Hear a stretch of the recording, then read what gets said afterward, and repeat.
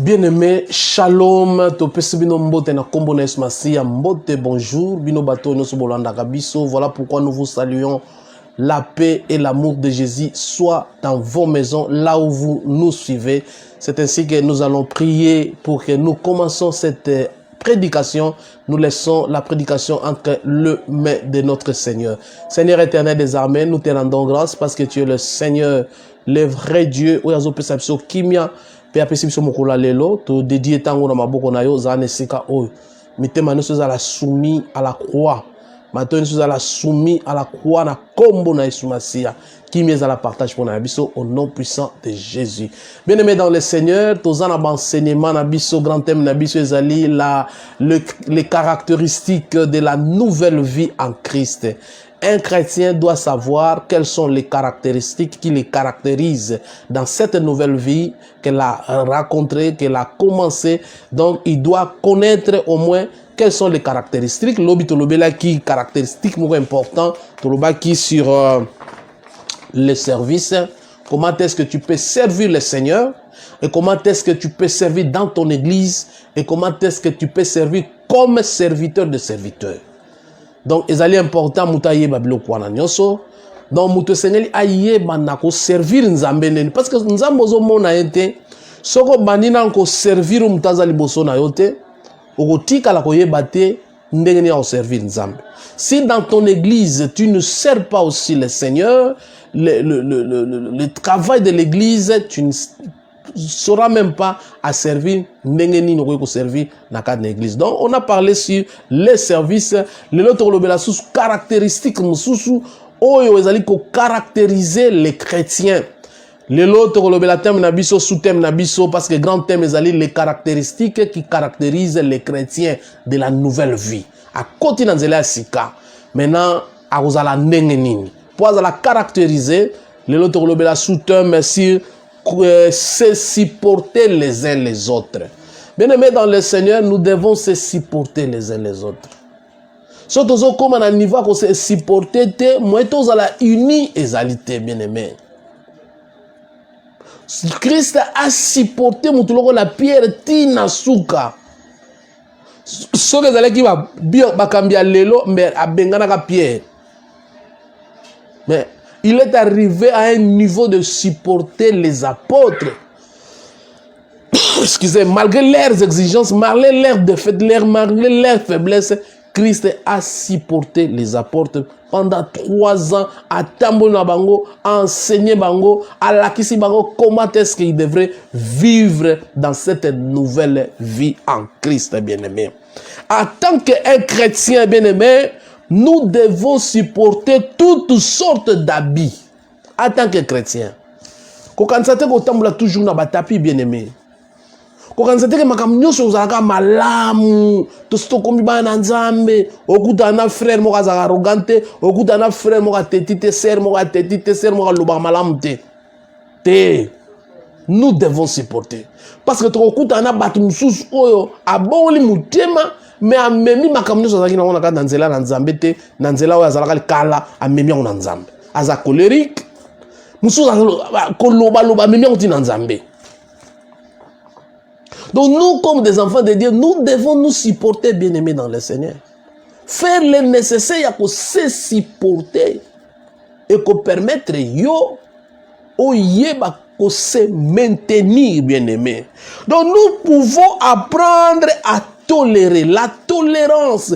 Quand je veux supporter, il faut que je puisse avoir la tolérance, bien-aimé.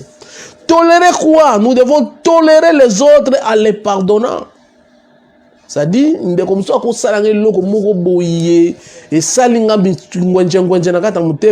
mais je dois pardonner. Il faut savoir tolérer, être un peu large. Celui qui supporte les autres, il doit avoir une grande cœur, la large cœur et tolérance, mutema ya pardonner, ndeko ipe ko mema. Babiloko ya malamu ayeba ko supporter les autres. Parce que avant de critiquer les autres bien-aimés dans le Seigneur, nous devons se rappeler que nous n'avons nous avons aussi nos propres faiblesses, nos propres fautes. Et ça, quand tu as condamné kaka, non, aza boye, yekuta aza boye, asalaka boye, mais ozo bossa na ba faute au pays aux alaranango. Voilà pourquoi nous devons être bateaux, nous supportons les uns les autres. Ndekaza maloba makasi, je dois faire le nécessaire à supporter. Ndekaza impoli, malgré ça, mais il y a respecté à batouté. Tu dois faire l'effort. Pourquoi tu dois faire l'effort? Parce que tu es appelé à être dans l'unité, comme Ephésiens chapitre 4, verset 13 et Zoloba. Jusqu'à ce que nous parvenons. Pour te parvenir, bien aimé, c'est-à-dire il y a des étapes, il y a malème pour parvenir. Quand Christ dit jusqu'à ce que, c'est-à-dire au bundi pour parvenir à l'unité de la foi. Se supporter, bien aimé, comme des chrétiens, nous devons nous supporter. Pasteur azalamakambu moi le lenge pas mais tu dois avoir un cœur de supporter. Mokambi akfaza na mutema pe ako supporter bandimi mso baza bandimi ya teti bazali. Bandimi oyo abongola mutema mais abongola munokote. Bazali. Il faut les supporter. Pour nous supporter juste pour nous battre l'édification du corps de Christ. Parce que nous sommes appelés à une autre vie, une nouvelle vie. Et ça vie on a kalaté, on que muta beti yo koto ozonsi koto. Et ça vie on so muta fingi yo pe fo finga. Non. Et ça vie asira on la nouvelle vie en Christ. Caractéristique nous sous-sotozoi la lelo ezali ko se supporter bien-aimé dans le Seigneur. Pourquoi nous devons se supporter? Parce que nous devons vivre ensemble. Imagine-toi, l'enlèvement est tomati l'ikolobiso sur Christ. Est-ce que kuna reçoit les rosalate? Voilà pourquoi tant que nous avons scène à Mukilio, faut que se supporter parce que makamo tozo sala a tozo ye ko la yangonde to keneko vivre na mboka wana Yesu azaliko bengela biso bien-aimé dans le Seigneur. Ezali tellement important bien-aimé, ya ko se supporter. Tokotanga mukanda na Ephésiens chapitre 4 verset nango 2. Bible lobi boye. En toute humilité et douceur, avec patience, vous supportant les uns les autres avec charité. Bien-aimé, dans la version sous ce lobby avec amour. Parce que la charité, c'est l'amour. Est-ce que cela vous dérange de vivre avec des personnes, bien-aimées? Ils ont dérangé pour vivre avec des autres personnes énervant chez vous à la maison. Mais non, bien-aimé. L'église, comportement pour vivre n'était. Mais parce que comme chrétien, tu dois défendre. Ça va toujours bouer. Il faut défendre. Pourquoi je suis devenu chrétien? Parce que les chrétiens, c'est la musique, bien-aimé. La musique. Nous sommes appelés à être transformés à une autre nouvelle vie. J'étais païen, j'ai décidé moi-même, mais maintenant je regarde quelqu'un qui décide pour moi. C'est Christ. Donc, en tant que chrétien bien-aimé dans le Seigneur il doit comprendre, c'est supporter les uns les autres avec amour, bien-aimé. Si on a un amour, pour servir mon faut bolingo ezala. Pour supporter pe moninga, bien aimé, il faut un amour nae. Ma bala mususu lelo e vanda pour kaka na amour. Mutazo supporter ma beza mais mutazo supporter parce que amour ezali. Ba ki camarade mususu mona moninga mususu azala muyibi me bavanda anekaka. Nano mona te mubali aza ndoki batuno so babelela ndoki mais moi sina vanda na yatikala na elibela azalanga nae. C'est à cause de l'amour. Donc on doit supporter par rapport à l'amour otozanango. En d'autres termes, bien aimés dans le Seigneur, nous devons apprendre à vivre avec les faiblesses des autres. Donc apprendre à vivre avec les faiblesses. Non, il faut apprendre à vivre avec ma faiblesse. Naza ndeko naza faible na likamsongolo pakala Je dois apprendre à vivre avec cette faiblesse-là. Azaka na faiblesse, c'est sa faiblesse. Il faut ngapena ça là-bas, il faut na faiblesse soit na bandako sungaye. Parce que lorsque nous arrêtons de nous plaindre de leur faute, faute, qu'on se plaindre de leur nos, bien aimé, et aux ala malamute, et au bandako laksa ete to bandi ko longola bolingo 4-4 na biso zam. Donc c'est que vous comprendre bien aimé. Parce que et comme même biso so ki to bandi ko bossa na ba faiblesse ya muninga et banda ko même biso na nini. Lokola mukana na Proverbe chapitre 19 verset 11 zoloba. Et o même biso na nini. Et comme même biso to banda ko bossa na mabe ya baninga. We biso ko bolingweza. Et bossa nsaka mbali wana za mno solo. Et bossa nsaka ke moi swana mapeka lumbaka solo. Et bossa nsaka ke elonga mutonga na lingeza ya kotengama. Parce que l'amour couvre tout. L'amour est bon bien aimé ba défaut. Na lo monate mutaza makolota tambola raté. Moi c'est pas kitoko alingi. Pona ni l'amour. L'amour couvre tout. L'amour est bon ba défaut ya mutu. Soko ba défaut ezali muninga musa ke pesa conseil pour muninga musa la sala boya ba la bote a robomba ye. 19 le Bible. Celui que les colères emporte doit subir la peine. Ah non, dans un 11 plutôt plus. L'homme qui a de la sagesse est lent à la colère. Proverbe chapitre 19 verset 11. L'homme qui a de la sagesse est lent à la colère. Il met sa gloire à oublier les offenses. Bien aimé, ce qui n'a connu qu'à supporter Moutou, bien aimé, les offenses, les erreurs, les faiblesses, au Mouninga Moussouazo Sala, Bible le dit, l'homme qui a de la sagesse est lent à la colère. Parce que ça m'a yéli, abanako silikato wate. Abanako bomba ba makambwana pona nini po alingi ko supporter muninga mususu alingi muninga mususu na bolingo webi biso ko mutazo supporter na kata mutema na ye, c'est-à-dire bolingo eza soko muto moni muta ko kisu ko supporter so abite nga esili na tiki na kei na nga bolingo esili ata bolobi bo forcer mutu wana ndenge nini aloba bi esili nga na kei ayo ça va bien fini. Donc pour supporter l'autre bien-aimé, et serait comme les hommes de la sagesse lent la colère. Les camboyés n'a maîtrisé, n'a eu que se contrôler afin que n'a kende malam. Parce que selon Ephésiens chapitre 4 verset 10, quand on a bien-aimé, ils ont défini comment nous pouvons supporter les uns les autres. Quelle est l'attitude qu'ils ont définie? Attitude ya liboso zo définir biso muto alinga banda ko supporter muninga ne mususu il faut azala humble l'humilité muto yo asmi tombola raté o ba muto zo mi tombola atombola sope botiki e boyale abimine lo te zéro ye mo pena abado kanza so angana lo ba ibo pona ni angana sala ibo pona ni angana miso abatu nano mona de mutu na miso abatu abalo frère miso abatu nde bana ko sangati ezaka miso abatu. Il y a un peu de temps, on peut savoir réponse. Mais en réalité, on a une logoté. Mais mouto est humble. L'humilité, c'est que tu as supporter.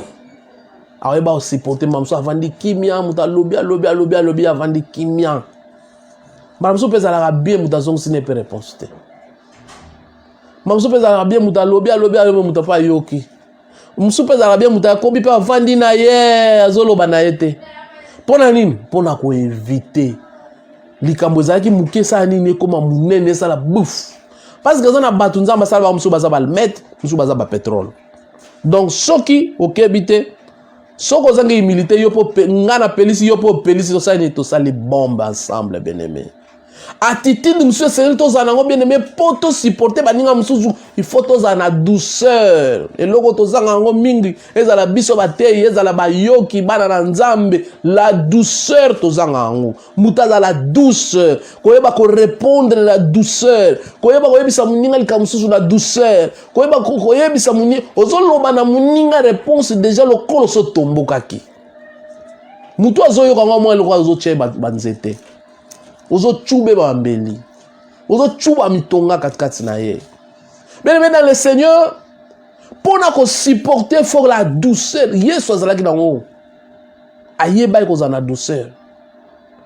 voilà pourquoi nzamba éleva ye atombola likolo bakombo nyonso la douceur ezali tellement important et loko mususu bien aimé Ephésiens azolakisa biso alobi oyebi so olingo supporter mutu bien aimé za na patience. Si vous avez la patience, c'est ça mon aîné. Avec la patience, patience est beau tambouma. Ate ou mele ko beau tambouma. Oye, au côté libala, et logo zate, mais si vous avez patience un jour, ça va au tombeau là yo. Ok, na musala salaire za muke, mais un jour, nzamba ko bakisa. Ozwakate, mais un jour, nzamba ko talela yo. Nous avons beaucoup d'exemples dans la Bible où bateau bazaki na patience, ils ont espéré jusqu'à ce que l'Éternel a ouvert une porte pour na bango. Donc nous devons avoir la patience, bien aimé. Soto lingito botambuma ya ko supporter les uns les autres. Ko wela rolobate, ko wela pe ko zo décision te. Parce que maloba mususu ko bimisa mbangu ezala comme kana niveau comme ko soni posenga na pardon. Pa na lobaka boyenga na zalaka déjà bona lapaka déjà bona miso abatu na kesu pa na ye bien-aimé toyeba ko tambola lokola ba na nzambe parce que ceux qui to sali biloko oyo kozala humilité kokota na douceur bien-aimé kokota na patience. Pourquoi faut-on qu'on ait la patience? Parce que nous avons la unité de la foi. Nous sommes dans le corps du Christ. Nous devons être unis, bien-aimés. Le corps n'est pas séparé. Quand l'oreille n'est pas là, c'est déjà un défaut. Un homme entier, celui-ci, il a un défaut. Un inapte quand même Moussapieza, un homme entier, bien-aimé. Donc nous devons faire le nécessaire en tant que Bananzambe, tous à la humble pour nous supporter Baninga Moussous. Pourquoi nous devons faire ça? Parce qu'il faut tonganzo la Christ. Les gens vont voir bateau bayebi ko gérer leurs problèmes. Comment les chrétiens entre deux chrétiens bazo qui nous funda dans le tribunal, entre deux pasteurs bazo wela na bakeko benga ba pakanu po bakati la maolikambo. Entre temps ils sont dans le corps du Christ. Est-ce que so yoka mutu ezoka mukuseke ko luka mutu mususu kuta kote mususu ya kosungaye awebisa loboko nazoka mukusa quelque part kwanza na place wana parce que mukuse zo salangaye.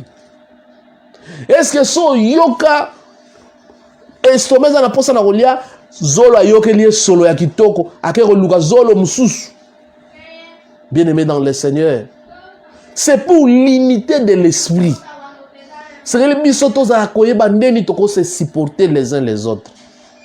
To supporter biloko wana.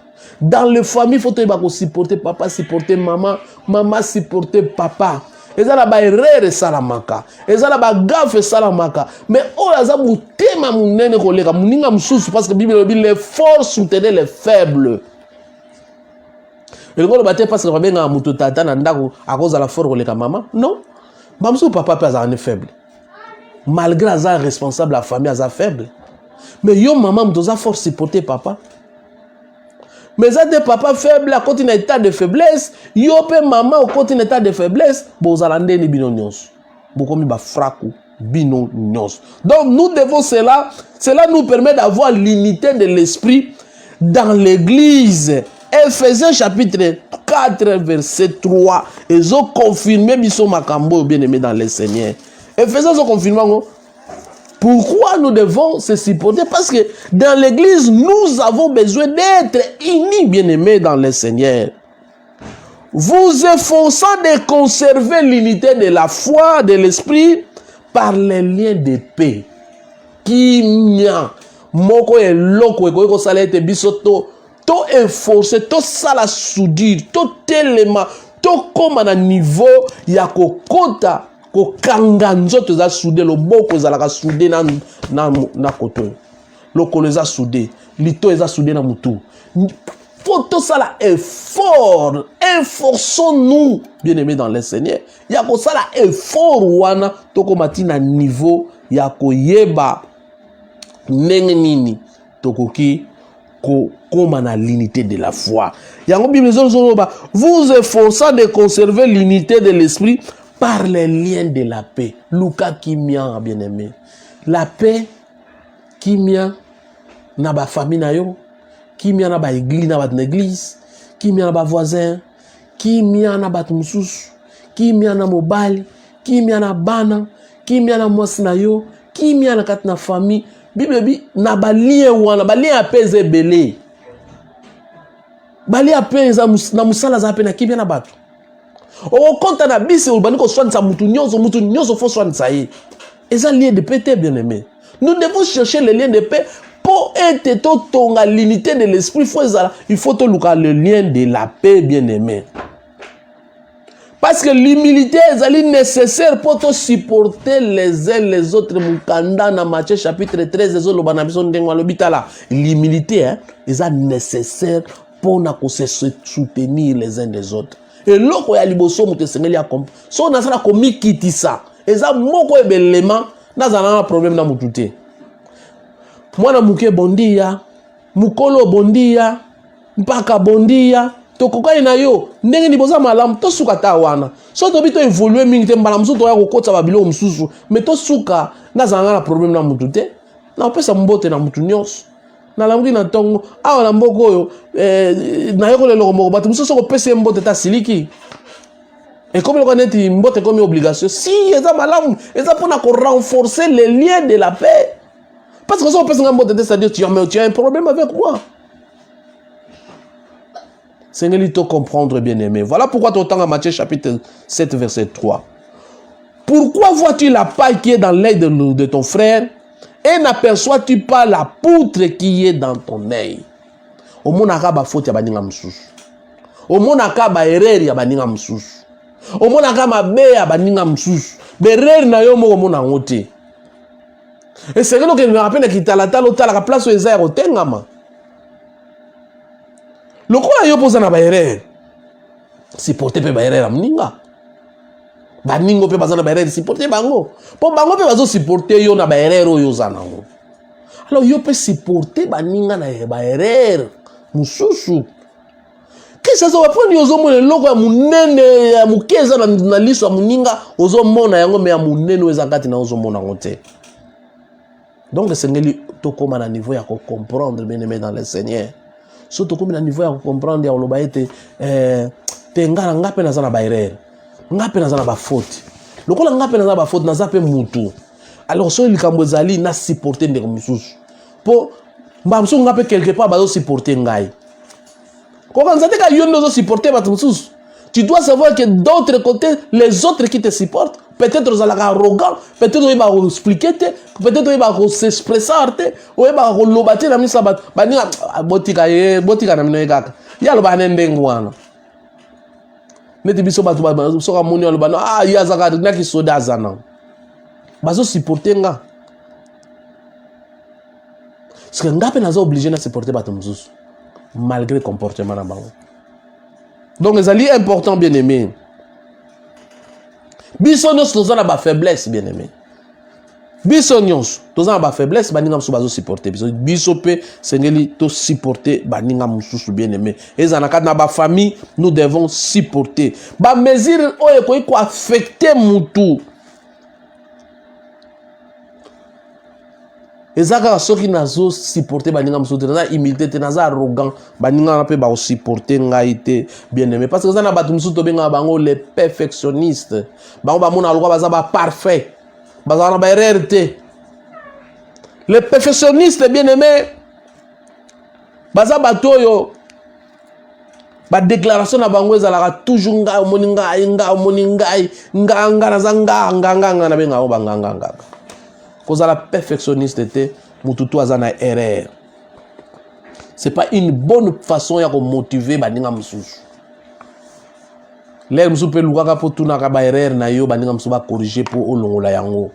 Ezali mabe parce que tant yo zomona kaka yondo za malamu oza ko tuka baninga muninga mususu azoka soni nzoka la honte bien aimé et produisaka résultat ya malamu te.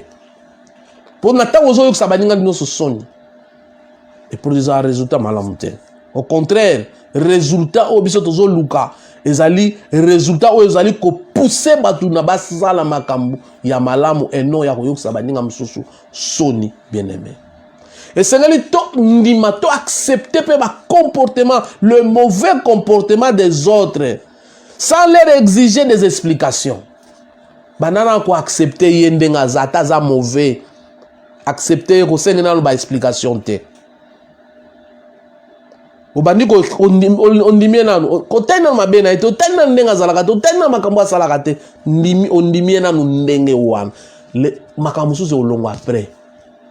Nanzelo eza makambo ko ya malembe malemo zo kende makambo zo kuya ezalaka te comme tayambi yeso atikali mo santo mbala mongo. Même des grands hommes de Dieu ba kende ki malembe ti ba atteindre perfection bien aimé dans le Seigneur. Tout à l'heure Galates chapitre 6 verset 1. Les sabi so maman qui to place wana bien aimé dans le Seigneur. C'est le comprendre bien aimé. Et Bible le bi frère. Si un homme vient à être surpris en faute, vous qui êtes spirituels, redressez-les avec un esprit de douceur. Prenez garde à toi-même de peur que tu ne sois aussi tenté. Les perfectionnistes, apôtre Paul a dit, frère, si tu arrives que tu trouves quelqu'un à quoi il n'a pas bé, Zana Maye l'a expliqué. Zana mayele ya ko conseiller. Ko sekaite. Yo poko ki ko ya de père, yo poko ko ya na likamwana siko. Imagine toi obimi o tombola ki muto, sambisa ki muto ale lobby yo poko na même faute. Tant ko na même faute. Batisiko lo ba dina yem tamana lo ba boya kutu ye. Ça dit, so muninga sali mabe ko beta maboko te. Pour yo pozo tambola ko arriver ko arriver yope okoya na makambo ngolo bani bien-aimé. Et nous devons avoir la tolérance parce que la tolérance signifie-t-elle que les autres échapperont aux conséquences de leurs actions? Non. Zala la tolérance. Muninga sale loko, zana tolérance bien-aimé. Zana tolérance we ko sala été dans likamonde kwa sali, e ko komela ngai pe. Alors na luka na pesa muninga conseil que na banda ko sekaye parce que à quoi zala na tolérance bien aimé. Totangi mukana na Romains chapitre 12 verset 17 tina 19. Romains chapitre 12 17 à 19. Bien aimé, tolérance est tellement important dans la vie à moi dans le monde. 17 le Bible. Ne rendez à personne le mal pour mal. Nde kwa sali yo mabe to verso zo yela biso mingi na katani. Nde kwa sali yo mabe afingi yo, asambwisi yo, alobi biloko boye. Bible pesi biso conseil lobi ne rendez pas le mal pour mal. Pona ni Bible zo lo bande ngwana. Ne rendez à personne le mal pour mal. Recherchez ce qui est bien devant les hommes. Yo monaka ba partie négative. Il faut rechercher ce qui est bien. C'est-à-dire boyokani. C'est-à-dire bolimbisi. C'est-à-dire que c'est soutenir. Ndeko oyo fona soutenir ye. Ndeko oyo fona prier pour natina na ye. Luka biloko ma bien kati na bato. S'il est possible, à la place de ce peltangande yangoy. S'il est possible, autant cela dépend de vous. Bien-aimé. Sans dépendre de la yo Bible le bindengwana. Soyez en paix avec tous les hommes. Sans dépendre pour nayo. Vous allez nous juger. Yom to sambi sape batute. Yom to kata no likamuna likolote. Parce que ça dépendre na yo na sena mukilo. Et ça dépendre na pona oloba mninga e pandeko. Na salaire. Ndeko na tambula mabe. Ndeko na loba mabe limbisanga. Ils dépendre de yo. Ils dépendre de mutu auta musika te. Il faut que bo sangsa batu.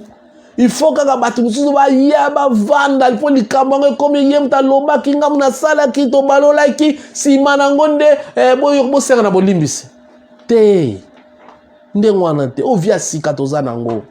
Na via sikezali na koki kokwea na tongo na pokwa na telemi na continue ndengwana te na umela te parce que na yebi te nkolo ko ya mkolo nini parce que soko aye akukutanga na eta nini Yesu akutana nga tala Yesu soko aye na eta oya akukutana na mutu soki ozata na 0,99 lisumu otikala à quoi sert na mutu akelo sambo anyoko amana ba prière ba benga ke chrétien dimanche no sur l'église asambela kasaka bisala wana elobi wana Yesu ya tikala va la peine na ba no vivre na masumu na zokenda na ekobo na zomela na yebi na okenda na lifelo. C'est ce que les sorciers font. Ba yebi ke bon biso musa toponi yango je veux vivre avec mon travail na olia ba tu na mela makila. Si cela dépend, s'il est possible, autant que cela dépend de vous, soyez en paix avec tous les hommes. 19 lobby. Ne vous vengez point vous-même. Ça, c'est une loi. Ne vous vengez pas vous-même. S'il y a un problème, qu'on se venge, t'es bien aimé dans le Seigneur. Mais laissez agir la colère, car il est écrit à moi la vengeance et à moi la rétribution, dit le Seigneur. Oya futaka vengeance eza nzambe. Oya futaka vengeance eza nzambe. Nzambe ne mutafutaka vengeance. Soki yo bandi ko venger yo moko okomi mutu oyo obandi kolongwa na nzela na nzambe. Donc on se venger te parce que ezali eloko oyo nzambe azoyebisa biso. To se venger te bien aimé, mais au contraire totika nzambe a venger. Soki nde mso asalinga problème bayibinge loko na ngai naza na raison na ngai nzambe afuta yo. Eza moko ya biloko yo na sepelanga na pa mama Florence tanga lobaka nazaka coupable te parce que kolukate yo koma coupable na likambo naza na raison moko mina coupable eza malamu te bien mais tozo continuer pour na kosuisa maloba na nzambe Romains toujours wana na chapitre 15 ezoloba ni na verset 1 à 2 wana elobi boye. Nous qui sommes forts, nous devons supporter les faibles, de ceux qui ne le sont pas et ne pas chercher ce qui nous plaît. Que chacun de nous plaît au prochain pour ce qui est bien en vue de l'édification de l'église. Bien aimé, ba oyo baza makasi ba supporter ba baza faible. Ko supporter. Omona kozala makasi na nzela nzambe supporter nga. Omona ke yondo zalaka bien nga na zala faible supporter nga. Omoni ke nga na lobanga mingi yo lobanga muke kasi supporter ngati. Pourquoi zo salango to lobaki ne bandeli. Ephésiens chapitre 4 verset 13. Jusqu'à ce que to comme na unité de l'esprit. Mais awe bakse biso sous ce lobby. Ozo sala ndengo wana. Pona nini? Na de lobby que chacun de nous plaît au prochain pour ce qui est bien en vue de l'édification na botongi nzoto ya Christ. Na botongi église na biso. Pote batwa lo bate bango na bango baswanaka. Bango na bango bazana ba séparation. Bango na bango bayoka na kate. Pona botongi wana yo mutoza makasi ya supporter mutoza faible. Yo poza mutoza faible, yeba ke ba faible mususu pe bazali faut supporter bango. Lokola bazo supporter yo pe yeba ko supporter batu mususu. Poto tonga nzoto l'édification du corps du Christ bien-aimé. Et ça est important bien-aimé, l'édification. Christ alobi na kei c'est l'église universelle de Christ ya kozwa. Mais biso sengeni totonga l'église universelle. Tozo ke ngobenga batu mususu côté ya bango loba na nzambe tobi Yesu aza bolingo Yesu akozonga. Mais tant to yena bango to bani ko sangana ensemble. Nde caractéristique o tozo ko loba ko se supporter et sengeli monana. Parce que si ka batu bazali ba problème ozanga te, et si ka batu bazali ba conflit ozanga te, ba mésentente ozanga te, ba incompréhension ozanga te, yango Bible zo loba na biso nous devons se supporter parce que biloko wane kozala. Ngolo bateke lokola to komi lisanga to boli mutema bato ba incompréhension ba longwe mbala moko ba bungi te. Biloko wana ekozala belere to kozala na mboka ya nkembo nde biloko wana ekozala te. Lokola to zana na sena mabele l'incompréhension. Et kozala toujours. Yango Seigneur to se supporter pour te édifier loko tozali kotonga bien-aimé dans le Seigneur. Tozo chite kalate bien-aimé dans le Seigneur. Tokei na Colossiens chapitre 2. Colossiens chapitre 2. Verset nango je vois. Non, Colossiens chapitre 3. Verset 13. Qu'est-ce que ça dit? Supportez-vous les uns les autres, et si l'un a sujet de se plaindre de l'autre, pardonnez-vous réciproquement, de même que Christ vous a pardonné. Bien-aimé, Bible nous dit lobi ngaite. Bible lobi Seigneur to se supporter. Quand il a biso moko na mususu, to se supporter. Mais ceux qui musu ali ko se plaindre pour ndeko mususu, asala nga mabe. Bible tindi eta se plaindre pour na ye. Mais Bible tindi atala mabe o ya saliete automatiquement mana déjà ko kene ko pardonner ye. Avant se plaindre ye moko bana ko se pardonner. Na limbisi da ndeko wana malgré lo ka sala nga na limbisi ye. Zamba ko le mawa. Donc celui qui veut supporter l'autre, il doit toujours pardonner. Parce que mutu nga nazo supporter position na ye za po halongola nga na nzela nga na zali. Position na zali et loko nzamba tie kati na ngai babotola yango. Mwana nzamba fa ko mayele. Yo kati mutu musoko ya kuswanisa yo, auluka banda kuswanisa pona ni parce que ozane loko ya nzambe. Objectif ya ennemi alongole loko o nzamba tie kati na yo, atiango libanda, simanango yo poko mandenge ya azali. Mbala musu to sosolaka te. To sosolaka te. Soko to sosolaka. Obi kinga na komi mwana nzambe. Mais likambo ezo komelanga na mo loko les ennemis. O les ennemis. Pourquoi tout ça la discernement te? Bon ça la bien. Surtout que maman likambo baby. Pourquoi ça discernement te? O les ennemis. Na mon ennemi mtatelemi yao. Na mon ennemi mtenga zong sangane siko. Na mon ennemi mtenga vandi sangai. Na mon ennemi mtenga kambangai. Na mon ennemi mtenga mon sanga boy. Bien aimé sosola. Tant vous allez la bon moyen. Et c'est là qu'on comprendre que au lieu de se plaindre, je dois pardonner. Celui qui supporte pardonne. Il pardonne. Mais mutupo mwana kangi kanda un mois, 2 mois. Oh, qui moi n'ensemble ça va. Savoir pardonner. Pourquoi nous devons pardonner? Parce que Christ nous a pardonné. Nous étions des pécheurs. Son total qui nous to tambola ki nango. Son total mabe auto salaki. Mais Christ a ndimi biso ne tawana a pardonner biso. Beaucoup biso point de pardonner ba ninga msusu temba msusu kaka achola ki ngai. Mba msusu kaka atanga komo na kote msusu. Mba msusu kaka eloko na ngamo ko azwa ki yango. Mais Christ a pardonné yo na mabe belé. Batu msusu to bomi to longoli bazemi to bomi batu. Mais Christ a pardonné. Christ a pardonné même mutu azaki ndoki ya le musuni ya mutu Christ a pardonné ye. Pour un biso peut pardonner tes bien-aimés. Nous devons pardonner parce que Christ nous a aussi pardonné, bien-aimés. Azali meilleur exemple. Christ est le meilleur exemple de pardon pour notre nabiso. Otenga basalinga boya ngona ko limbisa ye kutute inde ngona na otika limbisa te. Bongo Christ mutuba abomiye bazo matise ne kuluso abitata. Limbisa bango ba salate. Donc so ezala ki yo oye koza passe pour limbisa ba. Caractéristique ya mo Christ eza ko limbisa kanga eloko ta umene eloko te fwa limbisa. Abimi na ye. Yo ndem to limbisa ngata otika na problème nga na bimi na limbisi yo na bimi na ngai ya. Na bimi. Christ est un meilleur modèle. Les koulous andimi. Colossiens chapitre 3 verset 8.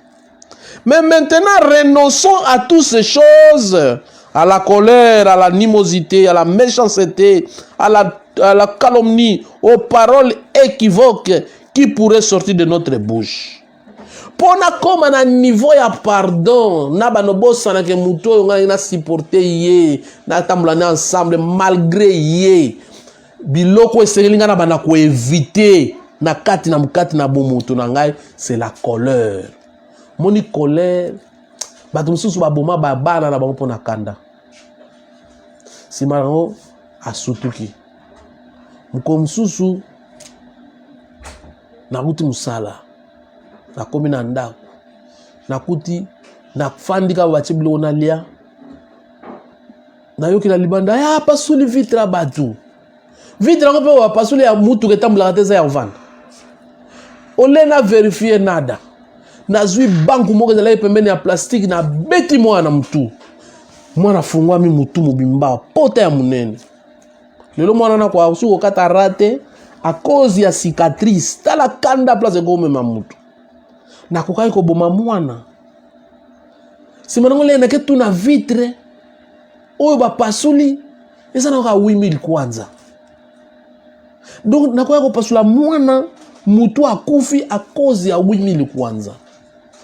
Kanda bien aimé eze loko mwana nzamba kozana ote. Kanda ebomaka. Yango Bible ezopesa biso elobi na biso bola la kanda te. Tant tozola na kanda okoki ko rater mamwebele. Okoki ko kufa okoti lifelo.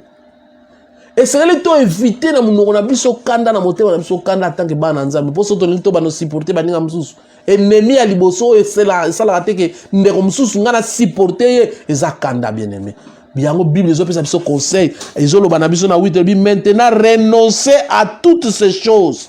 Ces choses en weze nini? À la colère, à l'animosité, à la méchanceté. Wabi méchant, mutema méchant et même toujours kanda. Mutema animosité et même toujours kanda. Hein? À la méchanceté, à la calomnie. Ah ye wana zalaka boye. Bien aimé, longwa na kanda. Longwa na kanda oyeba ko supporter baninga msusu. Longwa na kanda oyeba ko tonga nzoto na Yesu Masia. Soko bimi na kanda ozala tala muninga mso ba nomone malamu. Ba nomona ba défaut souté. Mais mutu aza méchant mona ka défaut na nzoto muninga msusu. Aloba bien te. Ya te mona kaka. Ya loba kaka ba mona ka neti ye. Oloba bien muninga msusu te parce que tu es méchant. Mais soko longoli biloko wana. Colossiens chapitre 3 verset 8 lobi longola biloko wana. Tango longola biloko wana oko mona ndeko na osiko malamu. Azakane pe bien aloba pe bien. Azape kitoko. Ba misusu ata mutu aza kitoko akondima ye te. Pona nini azaka deja na eloko na kati na motema cause ya mutu wana. Aomoneta. Ata zolo beloko malamu ye pa na matoi nezo sonner mabe. Kanda bien aimé. Nous devons éviter tout cela. Qualité mususu sengeli ekosunga biso. Il y a la faute. Nezali na Colossiens chapitre 3 4 na verset 12. Ainsi donc, comme des élus dédiés, saints et bien-aimés, revêtez-vous des sentiments de compassion, de bonté, d'humilité, de douceur, de patience. Tozo chitao. Lokola bato nzamba pona. Ba santu bana ya bolingo ya Nzambe bolata bien aimé ba sentiment ya bolingo ya patience ya douceur soki biloko wana 4 eza kati na yo compassion amour douceur patience humilité o supporter ndeko msusu oko supporter ndeko msusu bien aimé oko yeba ko supporter pasteur atalo ba mabe oko yeba ko supporter mundimi ataba azalaka kanda oko supporter ye. Donc bien aimé tozo chité awa c'est supporter les uns les autres. Comment yo supportaka les uns les autres? Est-ce que supporta bango par intérêt? Soko o mona ba faiblesse na bango yeba que yo pe quelque part na ba faiblesse. Matthieu chapitre 7 verset 13 lobi ozo mona nzete ya muke epa ya muninga mepa na lisu na yo nzete ya munene ezali banda ko lola na nzete ya munene pa na yo avant longola nzeta mukepa mninga. Mais ceux qui osana bolingo na compassion, okolata sentiment ya compassion, okota na kati na monde ya humilité, okota kati na monde ya douceur, okota kati na monde ya patience, zalaka patient en toutes choses. Oyeba ko se supporter. Bien aimé, partagez vidéo, abonnez-vous, s'abonnez massivement na canal Peniel TV, na YouTube. Kuno okuta mate na biso nyonso le kaka ya église Peniel, ya montagne, ya ba pasteur nyonso a ligue okuta ngokuna. Vraiment beau partager vidéo, beau inviter pe bande comme susu ba s'adhérer na groupe na biso école des disciples afin que tout landaka mate ya nzamba mona bino tokangi misu na biso to bondeli na komona Yesu. Encore merci pour na mate ya ndeni tokoki ko se supporter les uns les autres. Toza lokola bateau bazé sikamoko. Il y aura toujours des problèmes. Mais les conseils que tu nous as donnés aujourd'hui, tu vas se supporter. Mais pour te supporter, il faut te surmonter un peu. Tu as la compassion d'amour. Tu as la fidélité panayo. Tu as la patience, la douceur, la humilité. Et on permettre de aboutir na frio babengi se supporter. Merci pour la parole, Seigneur. Matéa Onzambe. Est-ce que vous avez de quoi vous yoka contre manahe? Akoma un exemple à suivre. Na kombo na Yesu Masia. Bien aimé, encore une fois, shalom, botika la malam. So nzamba apesa biso pema, tokozo lisusu. Toza na grand thème na biso tozo partager, c'est les caractéristiques de la nouvelle vie en Christ. Les grand thème tozo partager, les a ba sous-thème tozo partager, les autres yokoli comment supporter les uns les autres. Voilà, botika la malam, nzamba mona bino biska subozali na kombo na Yesu Masia.